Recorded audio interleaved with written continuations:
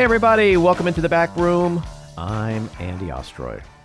Well, I'm not involved in it. I'm going to respond by saying you'll have to speak to the lawyers, the DOJ.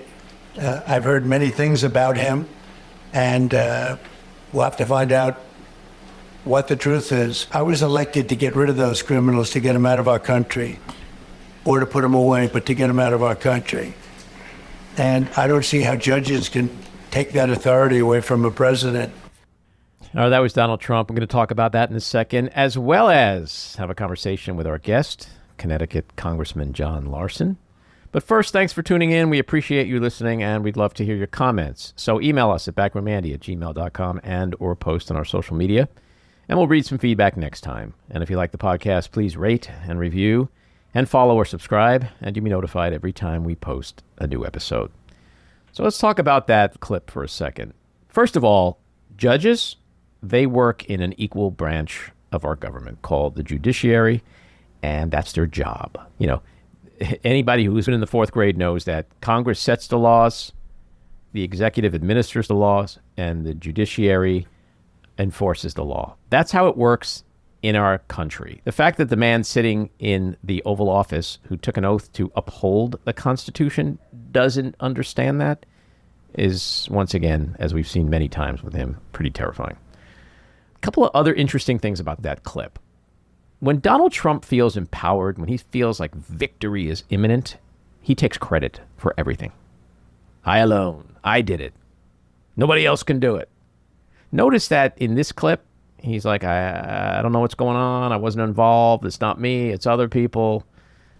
That's a signal that he knows that this case involving Kilmar Abrego Garcia is going south. That he's not expecting victory because he's already crafting his narrative that somebody else fucked up, not me. But the most important thing in this clip is when he says, we're going to find out what the truth is. Shouldn't they have done that before they put this man on a plane to El Salvador? What does that tell you? It tells you they don't know what they're doing. But I want to talk about this case in a little bit of detail because it is a very important case. And I do think our democracy hinges on this particular case. So yesterday, Fourth Circuit Court of Appeals Judge Harvey Wilkinson issued the most scorching rebuke yet of the Trump administration, accusing it of, quote, asserting a right to stash away residents of this country in foreign prisons without the semblance of due process. That is the foundation of our constitutional order. He continued, quote, further, it claims in essence that because it has rid itself of custody, that there's nothing that can be done.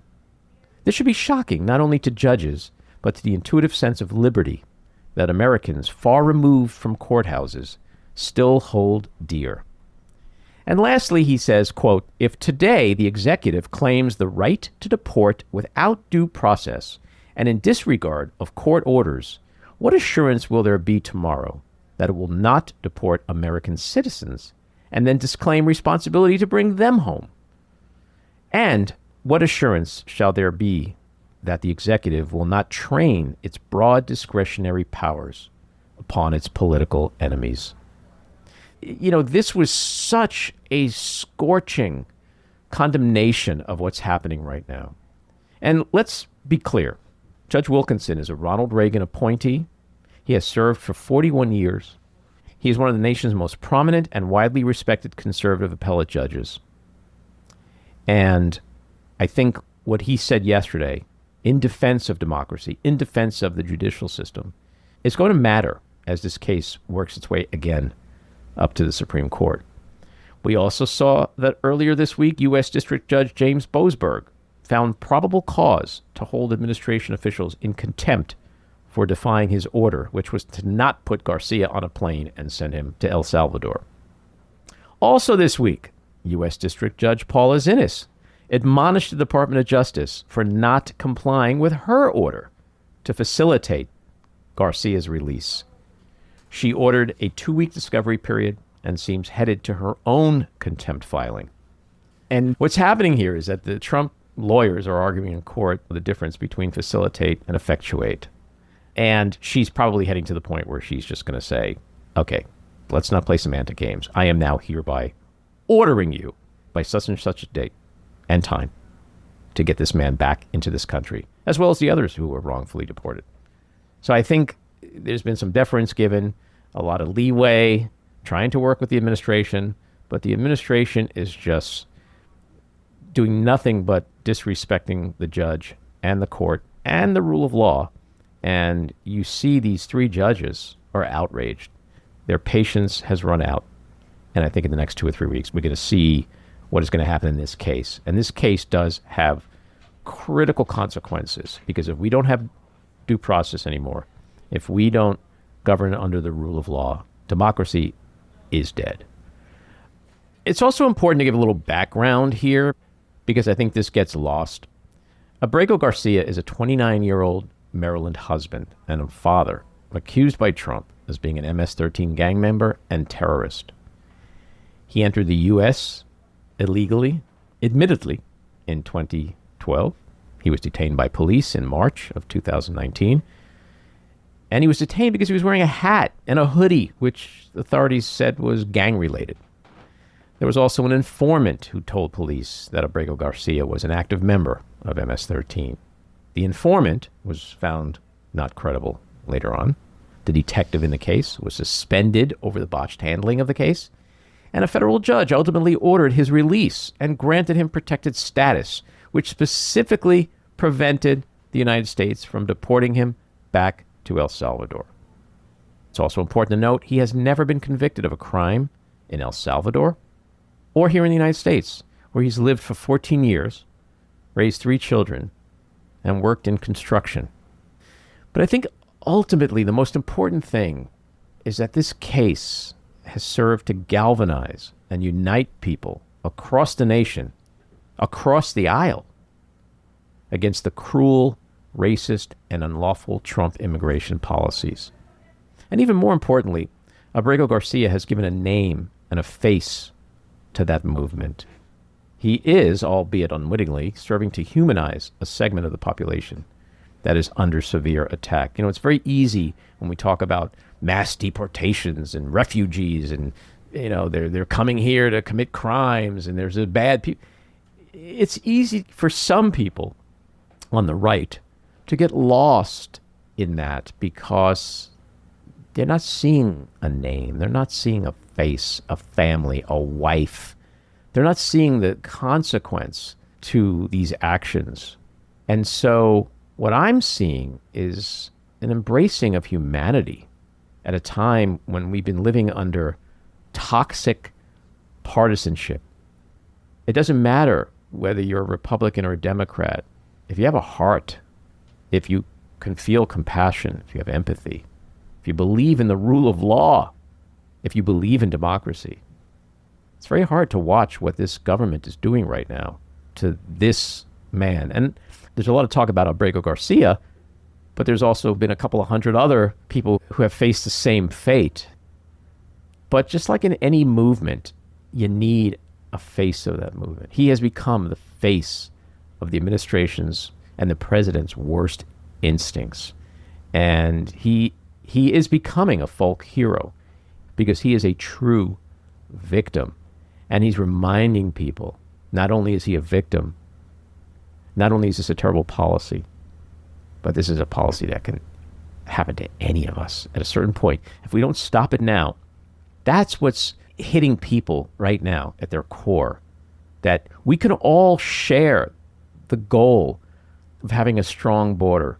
We can all share the goal of reducing crime, be it homegrown crime or a crime by undocumenteds.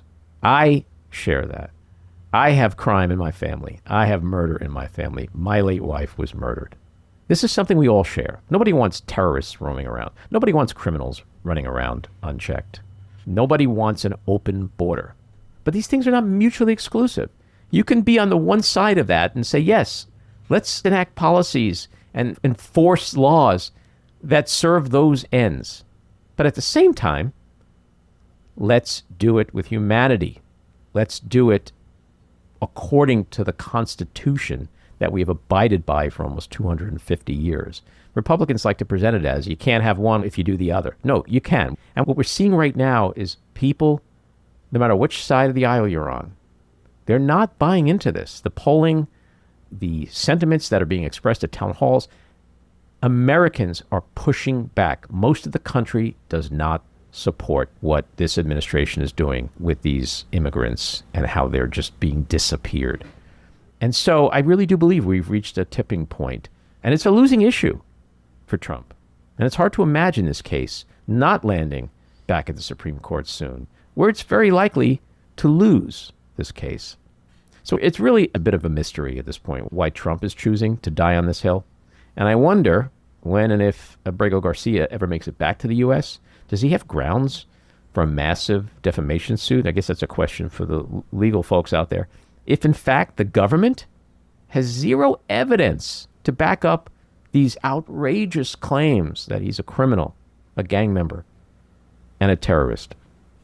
You made so many good points. I think the most salient one that you started with was that they picked the wrong guy to be the face of this. To your point about Wilkinson, this is not just a judge who has regular conservative credentials. This is someone who was on the very short list to replace Rehnquist under the George W. Bush administration. So he's highly respected by both Alito and Thomas, from what we understand. And this goes to why the National Review and Wall Street Journal, every other conservative organization, is dumbfounded as to why they're going to pretend that this person is anything other than an innocent person that should be returned immediately in accordance with a 9-0 Supreme Court decision. So I think what we also saw was every member of their cabinet being completely subservient to Trump in this slew of lies they released right next to this sort of duo of dictators that came to the White House. And it all speaks to sort of this Roy Cohen idea they have of never admitting you're wrong. Mm-hmm. You just move forward and they're never wrong. Because if they admit they're wrong, then for some reason they're weak.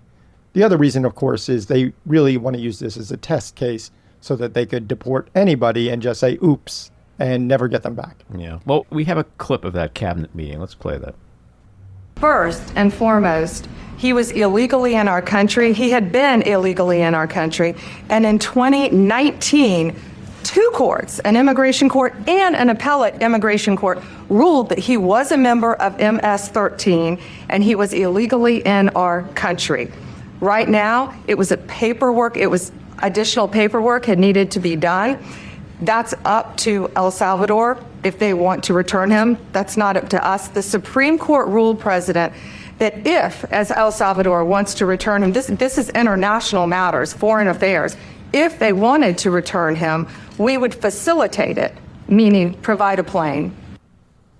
So, as Pam mentioned, there's an illegal alien from El Salvador. So, with respect to you, he's a citizen of El Salvador.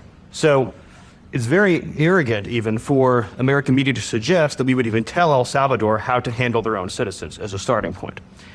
As two immigration courts found that he was a member of MS-13. I don't understand what the confusion is. This individual is a citizen of El Salvador. He was illegally in the United States and was returned to his country. That's where you deport people, back to their country of origin, except for Venezuela that wasn't refusing to take people back, or places like that. I can tell you this, Mr. President, no, the foreign policy of the United States is conducted by the President of the United States, not by a court. And no court in the United States has a right to conduct the foreign policy of the United States. It's that simple. End of story. Oh, no, little Marco. Let's correct you on several things. First of all, you want to know what the confusion is? The confusion is back in 2019, a federal judge actually said this man has protected status and cannot be deported back to his home country of El Salvador. That's number one.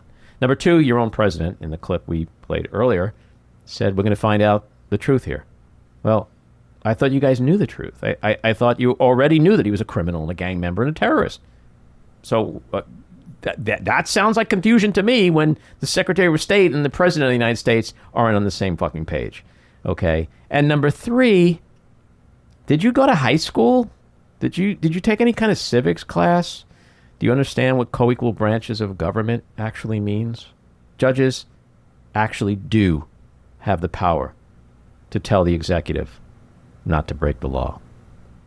So that was Marco Rubio, Secretary of State. That was Pam Bondi, Attorney General. And that was Stephen Miller. I don't even know what his fucking title is. They call him Prime Minister, believe it or not. We found out. Seriously? Yeah, he's senior advisor, but he's known around the White House as Prime Minister. And so these people, they're just so jacked up with the lies, but they're digging their own graves because they are generating so much sentiment in the public against these draconian policies. And it's not just coming from Democrats and even independents, but conservative voices like podcaster Joe Rogan, the Wall Street Journal, his sheet metal workers union, which, by the way, called his deportation, quote, unconscionable. This is backfiring. They're making this an issue when there just doesn't seem to be a real path to victory on it. And they're turning off the electorate on both sides of the aisle. But they're actually serving to sort of neutralize this toxicity and helping people get back in touch with their humanity, which has been so sorely missing over the last several years. The American people are not stupid. The American people love their neighbors. We have idealism. I mean, regardless of which party you vote for, you know, when you live in a small town, people help their neighbors. They do. And they can see themselves in this man with his wife, with his job, and they know that this is wrong. Even whatever echo chamber that they may get their news from, people know this is wrong, and it is the tipping point for sure. Yeah, they've gone too far, and it's forcing people to look within and say, is this who I am? Am I just cruel? Am I going to watch a mother, a wife, weep on television day after day and not give a shit? Now, there are, make no mistake, there's a good chunk of his base that is enjoying this like they're at a fucking Marvel superhero movie. But most of America is watching this in horror. Let's get something straight. You could be videotaped on a street as an axe murderer chopping up old ladies. You still, in this country, get due process. You get arrested. You get read your Miranda rights, which, by the way, if they don't read you your Miranda rights, you could walk, okay? You then have to go to court, and they have to prove guilt beyond a reasonable doubt. You have to get convicted by a jury of your peers, and then you are sentenced to go to prison. That's how it works, because that's America. That's the difference between us and a banana republic. People at home, to your point, Jen, they're watching this and going, whoa, whoa, whoa, whoa, whoa, whoa. This is not what I voted for.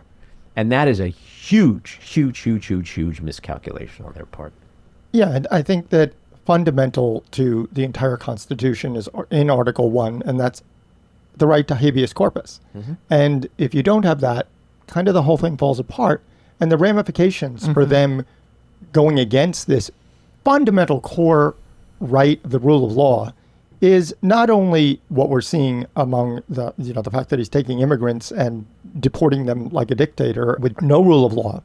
We're seeing that in the financial markets, in that there's a lack of confidence now in this country because we're no longer a country that believes in the rule of law. Yeah. And that will affect everything. Well, are we a country that no longer believes in the rule of law, or is this an administration that no longer believes in the rule of law? And to what we're talking about here, there may finally be that disconnect between the electorate and the government on this particular issue, which, as I said earlier, our entire democracy hinges on this. Because if the courts come back not holding him accountable, not holding the administration accountable, not holding the lawyers accountable, not doing any sanctions, not holding anybody in contempt, and ruling in favor of him, Supreme Court, then that's it. We're done. Yes. We're done as a democracy. Yes. So we're going to find all this out in the next 3 weeks or so. At the same time, Matty, you talk about the economy. The same time, the other thing he ran on, which was the economy, that's tanking. And so on their two big issues, his two big issues, like, it is such a self-own. It is so self-inflicted. And it just reinforces what I've been saying about the gang that can't shoot straight. And that if you give them enough rope, they're going to hang themselves. It's only 3 months. We have the highest mortgage rates in months, rising unemployment, rising inflation because of the tariffs and the trade wars, a crashing stock market, tanking consumer confidence, recession fears, bear market fears, huge cuts to Social Security, the Veterans Administration, Department of Education, HHS, CDC, NIH, deadly measles outbreak, the Signalgate scandal, and now this assault on the rule of law and due process. This is just in 3 months. I think they're starting to hang themselves. Yeah, I think they have a strange dichotomy between they're getting some very devious, evil, and probably clever legal advice, which is why he's using all of these dictator laws to say there's a war going on, to say that there's an emergency with fentanyl, so that he can then deport people without due process. The problem is that the other half of this is not clever. They're just using these measures, which are admittedly, I mean, they shouldn't be allowed to, but given the subservient Congress, they're being allowed to. They're using them in a way that is inane. Instead of using these ridiculous laws to say deport people who have been already adjudicated to be terrorists, hypothetically, they're just picking up what the New York Times said. 75% of the people that they looked into that were deported to El Salvador, they couldn't find criminal records for. Right. I mean, we're only talking about this one. Right. Wouldn't it just be easier to say, here's the evidence? Well, and then the liberals, well, we'd be like, oh, fuck, he is a gang member. He is a terrorist. Like, wouldn't that just be a simple way to end all this? Well, but they can't do that because they don't have the evidence, because he's not. Part of the problem is that a lot of the people put in charge of all these different government agencies are morons, and they're totally unqualified. So they put out these quotas for Homeland Security to, you must arrest 75 people per day in this district, et cetera, et cetera. So they're just rounding up people randomly, and then they have a tattoo. They must be a gang member. I mean, if you put morons in charge, even if you have devious laws behind it, you're going to have moronic results. They're going to self-destruct on this because one of the fundamental rights, you can't just take away habeas corpus. People understand that. Well, they assumed that most of the public is behind them, and they miscalculated. Most of the public is against what they're doing. Well, their dear leader basically watches Fox News 24/7, and he's just told everything is great. Yeah. Let's get to our winners and losers. My winner, Senator Van Hollen, visiting El Salvador for his constituent, is a reminder that congressional representatives can be effective leaders and a co-equal branch of government. My loser, every member of our government that is complicit by keeping their mouths shut about what is happening to Kilmer. My winner is an incredibly courageous fellow by the name of Daniel Barillas. He's an employee of the National Labor Relations Board, and he's the first government worker to come forward and call out Elon Musk's DOGE for exfiltrating massive amounts of data and leaving back doors open for our adversaries, and specifically Russia, to re-enter. My loser is the entire Trump cabinet and those around them, like Stephen Miller, for the carnival show of mendacity that we just saw. I have 3 winners this week. The first is Bernie Sanders and AOC. Let's play this clip from AOC. Bakersfield. This is a matter of fact. Donald Trump is a criminal. He was found guilty of 34 felony counts of fraud, found liable for sexual abuse. And if he wants to find the rapists and criminals in this country, he should look in the mirror. I love her. I got to say it. Ditto. I love her. And it's important to say, like, I don't believe in every one of her political positions, but I think she is serving, and Bernie, they're both serving such a critical role and filling such a void right now and being such an important, timely voice. My second winner is also Maryland Senator Chris Van Hollen for traveling to El Salvador, meeting with Kilmar Abrego Garcia, and showing his wife and children that he is alive and well, but also continuing to shine a huge global spotlight on this terrible situation. And my last winner, Harvard University, for showing real courage in rejecting Trump's extortion attempt. Its president, Alan M. Garber, said, quote, "No government, regardless of which party is in power, should dictate what private universities can teach, whom they can admit and hire, and which areas of study and inquiry they can pursue." Amen. And that nicely segues into this week's rant. So if you were a Jewish space alien who was beamed here on one of Marjorie Taylor Greene's Jewish space lasers, and you witnessed Donald Trump attack the nation's most prestigious universities over its failure to stop anti-Semitic rhetoric and hate crimes on campuses, you'd think, hey, this is awesome. The United States president is standing up for me and my people. Except there's one ginormous problem here. That same president is infatuated with Hitler and Nazis. He befriends and defends them. He called Nazis who marched in Charlottesville with tiki torches screaming, "Jews will not replace us," very fine people. He dined in the White House with anti-Semitism spewing white nationalists. His co-president, Elon Musk, uses the Nazi Sieg Heil salute to rile up audiences and also claims Hitler didn't murder millions of people. Trump in 1990 admitted to owning a copy of Hitler's Mein Kampf, and his late wife, Ivana, claimed he kept a book of Hitler's quotes on his night table. Trump's also publicly stated that he wanted Hitler's generals. Honestly, I don't want or need Donald Trump defending me or my people, because Donald Trump is no friend of the Jews. And I don't care whether he has a Jewish daughter or a Jewish son-in-law or Jewish grandchildren. Clearly, none of that precludes him from spewing anti-Semitic rhetoric and tropes, palling around with anti-Semites, or having a twisted fascination with a genocidal maniac like Hitler. I'm sorry, but what Trump is doing to universities under the guise of combating anti-Semitism is absolute, utter bullshit. This isn't about anti-Semitism. It's not about Jews. It's about Donald Trump's hatred for elite academic institutions, which he claims are nothing but incubators for radical liberal ideology. And for education in general. Remember, this is a president who infamously once said, "I love the poorly educated." Make no mistake, Donald Trump's assault on Harvard, Columbia, and other Ivy League universities is an authoritarian attempt to control how they're run, what they teach, who they can admit, who they hire, and it's an assault on their very independence. This type of attack would be so on brand for his strongman buddies Kim Jong-un, Vladimir Putin, and Xi Jinping. But this is America, and in America, we don't play that shit. Trump did not lie when he declared, quote, "I will be a dictator on day one." And as history has tragically taught us, dictatorships are never good for Jews. So when it comes to Trump's defending Jews from anti-Semitism, thanks, but no thanks. All right, let's get to Congressman John Larson. He represents Connecticut's 1st District. Now in his 13th term, he sits on the influential House Ways and Means Committee, including the Subcommittee on Trade and the Social Security Subcommittee, where he serves as the ranking member. Congressman, welcome into the back room. Glad to be with you, Andy. So I want to start off by playing a clip of you last month from the House Ways and Means Committee.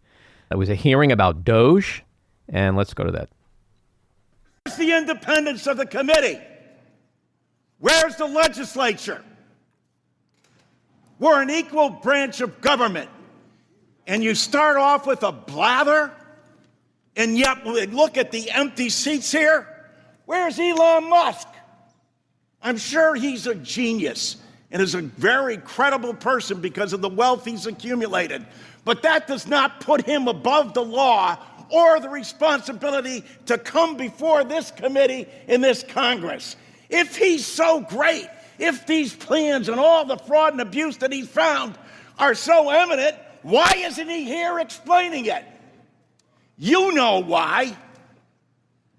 Because he's out to privatize Social Security. Kudos to you, sir, for that outrage. What was going through your mind in that moment as you sat in that room? Well, first and foremost, we forced the hearing because we had put forward resolutions of inquiry because they weren't going to bring them up. So rather than that resolution, which typically goes to the floor of the House for a direct debate, they can hear it in a committee. But they adjourned Congress that Tuesday night and held the committee meeting unorthodoxly at 8 o'clock in the morning with the idea that no one would be there and they'd be able to deal with this. So the outrage was everything that they were doing to deny an opportunity and, of course, totally ignoring the fact that, he's not above the law. And he may be a very successful businessman, but he has a responsibility to the American people and the United States Congress to appear before us and answer questions. And he did not. And I think the rage was up and down the line of the members of Congress. I guess I just looked a little more throat throbbing with my face turning beet red, et cetera. But nonetheless, it was and still remains a point of egregious aggravation at them ignoring the law and the responsibility for him to answer these questions. I mean, the American people deserve to know if you've been charged with finding $2 trillion worth of cuts, and you say on Fox News that you're going after Social Security and Medicare, then, you have an obligation to come before Congress and say, well, where are you going to find these cuts and who is it impacting?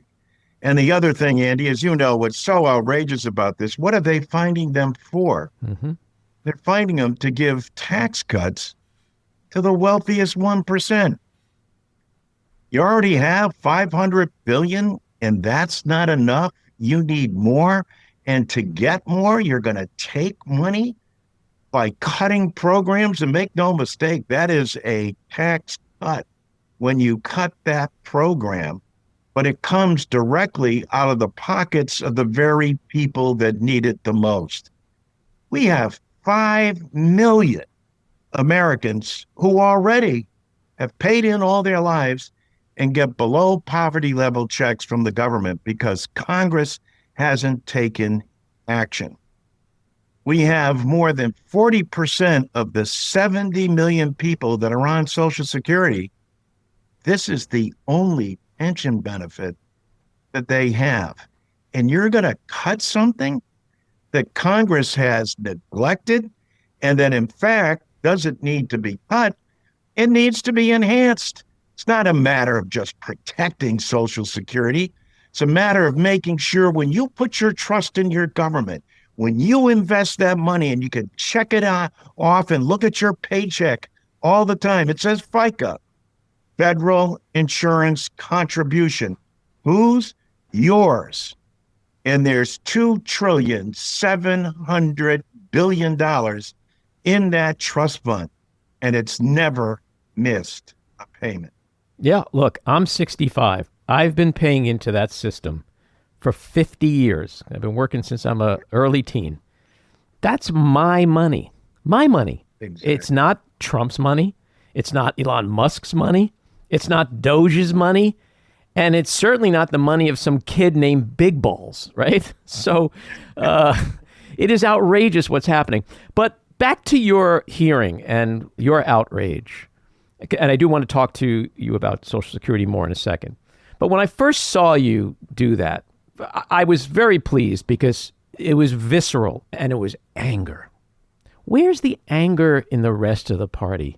We see Bernie out there, we see AOC, we see a couple of other people, but if this isn't a time, to use your words, to get throat throbbing, to turn beet red, when is it going to be the time to so viscerally express this kind of outrage in our party? Well, let me say this, that there was an awful lot of anger on the committee and in the Congress. It often isn't covered. So thank God for programs like yours, et cetera, that are presenting this to the American people. But in general, those incidents aren't often covered. If you had been there and watched that whole hearing, you would have heard an awful lot of anger throughout. And in a number of committee hearings along the way, not just on the Ways and Means Committee as it relates to Social Security, but whether it's Medicare or Medicaid, and a number of the outrageous things that Trump and Elon Musk have set out to do, and especially Elon Musk, because not many people realize that, A, he's not a cabinet member. And because he's not a cabinet member, he didn't have to get Senate approval. So he's not been approved, and he's not had to disclose or put forward any of his conflicts of interest or what his worth and value is and where he gets his money from. Instead, Trump has made him, because volunteers have to do the same thing, he's made him a special volunteer. Now, that's, to be fair, that's legal, but it's usually for a very short period of time. But because it's legal doesn't mean he doesn't have the responsibility to answer a co-equal branch of government. So what you're actually witnessing here is a constitutional crisis as to whether or not the legislative branch, in this case controlled in the Senate and the House by the Republicans, is going to stand up and be a co-equal branch of government, or just bow to the wishes of Donald Trump and Elon Musk. Let us hope when people go home to their districts and they find out about what they're attempting to do with Social Security, they're going to be as outraged as you and everybody else who's taken a close look at this and said, oh my God, how can they do this? They can't if Congress stands up. And the hard truth is, as you know, Social Security doesn't need to be cut. It needs to be expanded. The last time it was expanded, Richard Nixon was president of the United States. So are you saying that Social Security is not a Ponzi scheme? Far from a Ponzi scheme. But I like to say to my Republican colleagues too, and this throws them all off, I said, you're looking at the best economic development plan, especially in an inflationary period that we have. I give every Republican a Social Security card, not their own, but one that tells them in the 435 districts how many Social Security recipients you have, and then how many receive a pension, how many receive disability payments, spousal, widow, and dependent payments. And it lays it all out them very clearly. And also, and this is why I say it's an economic development plan, how much money comes into their district monthly. On average, Andy, on average, it's over $200 million, especially during an inflationary time. And especially since it hasn't been enhanced since 1971, imagine what increasing that money does. Where do people spend that money? Right back in the districts they live in, at the local grocery store, at the pharmacy, putting gas in their automobile, paying for their rent, their mortgages, heating and cooling their homes. You get it. You understand. And so do all of America. Why hasn't it been done? And listen, there's blame for both parties, but specifically, this legislation has now been out here for close to a decade, and we need to adopt it. In fact, we even have tax cuts that Trump is proposing, except we pay for them, which is the right thing to do so that the money doesn't come out of the trust fund. As you pointed out at the outset of the show, that's your money, and that belongs to you, and you gave your government the charge and the trust to not just take that money and keep it there, but to return it to you by way of pension or disability or spousal or dependent coverage. That's the brilliance of FDR. And that's what preserves, that is the safety net for capitalism and entrepreneurialism. That, along with Medicare and Medicaid, are what allows us to take risk in a capitalistic system.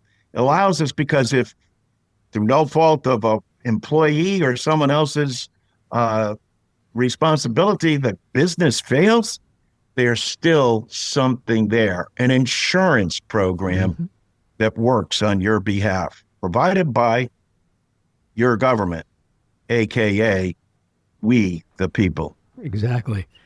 You are in your 13th term, so that means you've been at this for quite a while.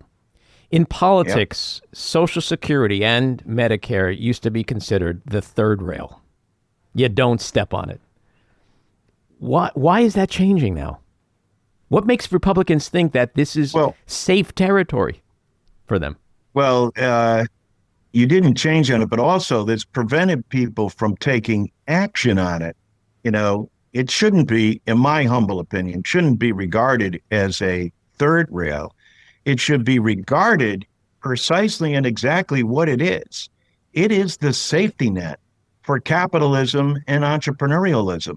It allows people to go out and invest and take individual risk, knowing that even if they fail, and even if the people that they hire find themselves without a paycheck, there's a safety net there for them. That's the genius of Roosevelt. And imagine that Richard Nixon was president of the United States the last time Congress enhanced the program across the board. Now, I know people are going to say, hey, wait a minute, what about Ronald Reagan and Tip O'Neill? Well, what Tip did then, remember, Reagan wanted to privatize it. Bob Dole stepped in and said, no, this is politically too volatile, and people like it. Republican, Democrat, and Independent, you take a vote, they all love their Social Security. Mm-hmm. So Dole actually engineered a program that would extend the solvency. Primarily, that was the work of Tip O'Neill, but to do it, you may recall this, Andy, they raised the age from 65, your current age, to 67.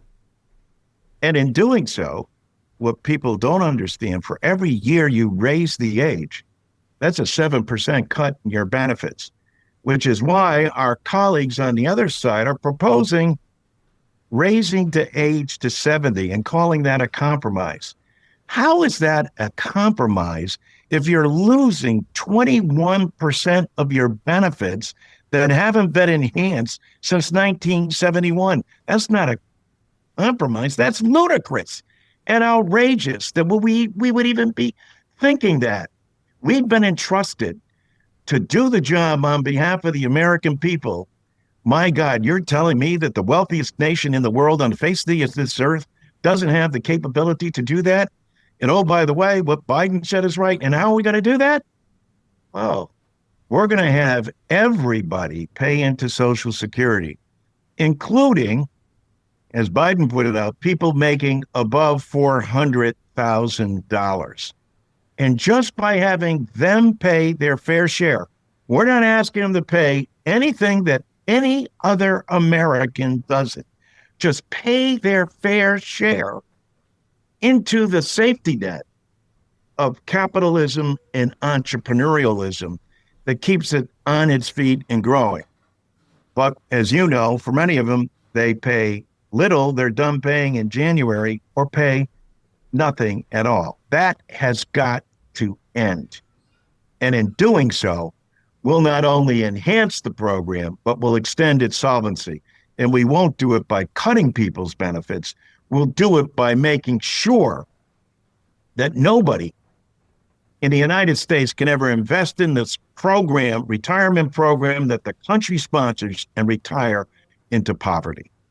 You know, one of the things Musk and DOGE have been doing is attacking the system from the inside, administratively. Can you speak a little about what the folks at home are actually losing right now under this assault on the system? Yeah, no, you're absolutely right. And first of all, what are they after? And that is a question that the Trump administration and Elon Musk and DOGE must answer. And they need to do that under oath before the committee, because without it, what they've done is gained access to the information and the data. For what purpose? Every American should be outraged and say, hey, wait a minute, what gives them the right? What gives big balls the right to be looking at my information and data, and what are they going to use it for? I'm glad that the judge most recently ruled that they cannot do that and have to forego that. They'll fight and resist it, which is why we have a constitutional crisis and why Republicans are going to have to step up and decide whether or not they're going to follow the Constitution or they're going to follow the dictator and what he says. And that's what should have the public outraged. Then meddling with these programs with no constitutional authority, with no approval from the legislative branch of government, just the direction of the President of the United States, who also says, oh, no, we're not touching Social Security or Medicare. On one hand, and then you have Elon Musk going on Fox News saying, oh, yeah, well, 70% of the budget is comprised of Social Security, Medicare, Medicaid, and national defense. Of course, that's where we're going. And it's no coincidence, as we said earlier, that he's been asked to find $2 trillion. And, By the way, yeah, there's your money and every American's money is part of that $2 trillion that's in the trust fund. That's what they have their eyes on. And to what degree are they closing Social Security offices and staffing, which folks trying to get through to the offices to speak to someone about a problem? What's going on there?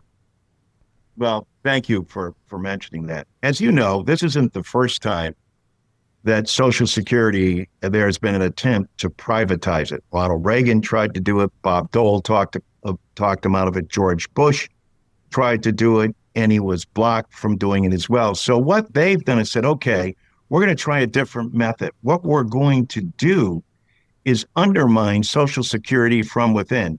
And to your point, they've already dismissed 7,000 employees. Rosa DeLauro and I and Dick Blumenthal held a hearing out front of the Middletown Social Security office here, and I was up in Torrington earlier in that regional office to say we're not going to allow them to shut down these regional offices. That's where people have to go to get their information, and they're making it inconvenient and difficult so they can make the argument, look, Social Security isn't going to be there for you, and look how difficult it is to get in touch. So they're weakening it from the inside. Now, imagine this. This is impacts 73 million people. And the administrative costs, and I live in an insurance capital of the world in Hartford, Connecticut. Mm-hmm. Administrative costs to run insurance agencies are 16 to 26%, depending upon the complexity and difficulty of the situation. This is the largest insurance program in the nation by a runaway. Over 73 million people. And it's currently operating administratively for under 1%. And Trump and Musk are trying to make that worse so that it's less than 0.5% of people. Of course, it's going to be more difficult for people to get information, to get somebody on the phone, to get an answer. And their goal here is to say, see, we're telling you this program doesn't work. It's too confusing. It's too bureaucratic, which obviously, if there were simply just 2% of the people there doing this work, people would receive their answers. They'd be able to speak to a human being. They'd know exactly what was there in the case. And that's still amongst in the private sector or the governmental sector would be the lowest and most efficient and effective agency in terms of management. Look, we should always be looking for fraud, abuse, and waste, but you ought to point it out where it is, what it is, and go after those who are doing it. And don't come with these across the board statements, but then don't back them up or validate them. Just use old stereotypes and fiction to try to make a case for something that really doesn't exist. I wonder what must have gone through your head when you heard Commerce Secretary Howard Lutnick say that his 94-year-old mother-in-law, if she didn't get her Social Security check 1 month, she'd be fine with it. And worse, only fraudsters scream and make an issue about something like that. What were you thinking when you heard that? Well, forget what I was thinking. I do town halls all the time. People were outraged. And the fact that, as we said earlier, for over 30 million people, this is the only benefit that they have and the only means they have to feed themselves, to pay their rent or mortgage, to keep the heat on, keep the lights on at night. And so those kitchen table conversations are one of total disbelief that this could possibly be happening to them. And what possibly could they be thinking to do this?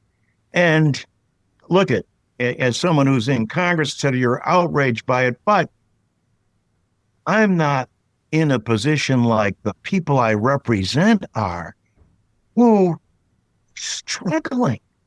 And imagine, and when they hear that Social Security hasn't been addressed or enhanced, since 1971, they should be angered. They should be outraged. And so should the American people. Whether you have a pension, whether you have another benefit, and you look at Social Security as an important augmentation of your retirement, it's still critical and key. And as you have pointed out, and it's your money. Mm-hmm. And it's not doing what it was supposed to do in a manner in which Roosevelt's vision, which still remains, genius, in order to protect and preserve the very system that my Republican colleagues claim that they want to see thrive. So you have this House budget bill, Donald Trump's big, beautiful bill, which has the goal of giving huge tax cuts to the wealthy without supposedly cutting Social Security, Medicare, and Medicaid. What do you think is actually going to end up happening? Are they going to move forward and make drastic cuts? Or do you think in the end there's just too much pressure, too much outrage from not just Democrats, but from, as to your point, the electorate? Well, I think that's the whole issue. The issue comes down to, will there be the outrage? And I believe there will. And I believe it's that outrage and the public becoming aware of where they're going to find these cuts. And again, and for what purpose? Is this for the purpose of providing a greater good to the society in general that will uplift all Americans? No. This is to give the nation's wealthiest 1% a tax cut by taking his tax cut bill of 2017, which sunsets this year in 2025, and making it permanent and adding to that. That bill, as you may recall, over 70% of the tax cuts went to the nation's wealthiest 1%. That is not helping the general welfare and well-being of the country. And again, where are they getting it from? In this case, on the backs of the very people, our fellow citizens, that need it the most, as well as all Americans who have paid and contributed into the system. Most people don't realize that there's a cap on Social Security. It's currently $173 million. It grows every year. In my opinion, it should be lifted altogether. But just by lifting the cap on people making over $400,000, we not only extend the solvency of Social Security, but we enhance it for the first time since 1971 in more than 50 years. An across-the-board increase for everyone, making sure that people are no longer paying taxes on their Social Security if they continue to work. Make sure that teachers and firefighters and police officers who paid in to the system and back in 83 were denied their Social Security get their Social Security and that it's paid for. To make sure that there's no, waiting. People have died waiting for their disability payments in Social Security. The system is our number one insurance plan, but it could be operating more effectively and obviously needs to be enhanced so that it can enable Americans to survive during these inflationary time periods. And who needs that money the most during inflation? People who have nothing else but this as income. And where do they spend it? Right back in the very communities that need help during inflation. Everybody should be on board with this because it's in the overall best interest of the country on all fronts. And the money only comes back to the very nation we love and helps the people that have made us the great country that we are. Yeah. The real ultimate outrage is that Elon Musk, the richest human on earth, apparently takes in about $8 million a day in government grants, and he's trying to take away from those who take in about $60 a day. And to your point, that's all they have. It's unconscionable. It is unconscionable, and it's outrageous. And so, but the good news here is that people are starting to become aware, and people are now looking at Social Security instead of it being a third rail politically. I got what you were saying before, but not a third rail from the standpoint you shouldn't touch it or go near it. No, it needs to be improved and enhanced. And here's why.